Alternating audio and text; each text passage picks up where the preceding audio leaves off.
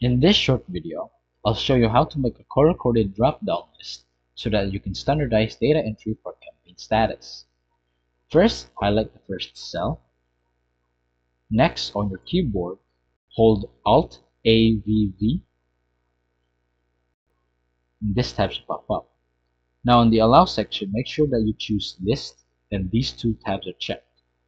Now for the source, go ahead and type in the status that you'd like to want to have in your dropdown. In progress and completed. There you go. Click OK. And just drag down to the other cells. You can just change them accordingly.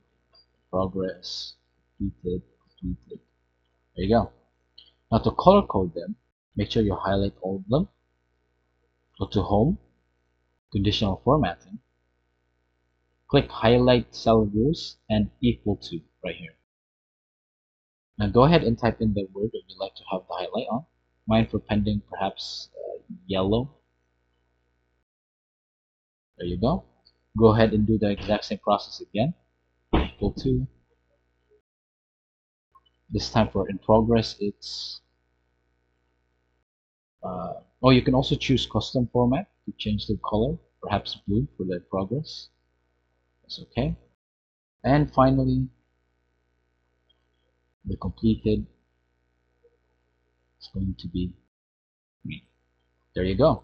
You can in fact change them, and will they retain the color that you've assigned to them. Now you know how to make a color-coded drop-down list in Excel. You can watch this playlist if you ever get stuck with this one.